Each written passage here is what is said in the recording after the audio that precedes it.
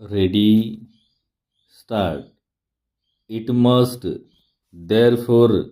be held that while enacting a law imposing a tax on sale or purchase of goods under entry 54 of the state list, read with subclause B of clause 29A of article 366 of the constitution, it is not permissible for the state legislature to make a law imposing tax on such a deemed sale which constitutes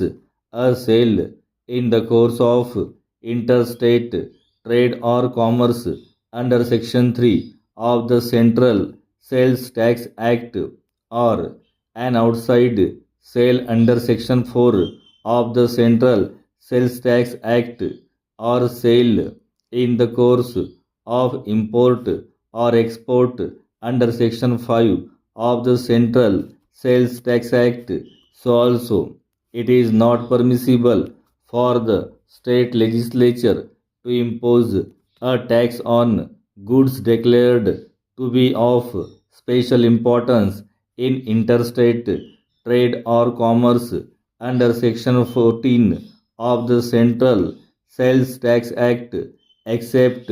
in accordance with the restrictions and conditions contained in section 15 of the Central Sales Tax Act. After laying down the scope of power of the state legislatures to enact laws imposing tax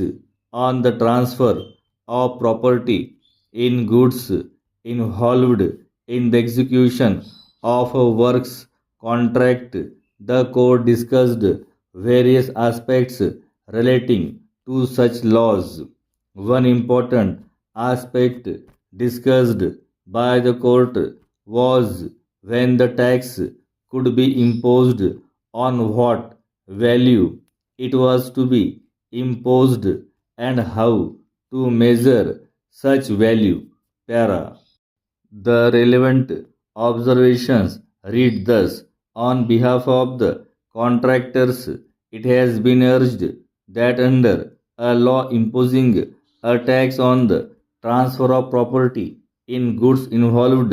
in the execution of a works contract under entry 54 of the state list, read with Article 366, the tax is imposed on the goods which are involved in the execution of a works contract, and the measure for levying such a tax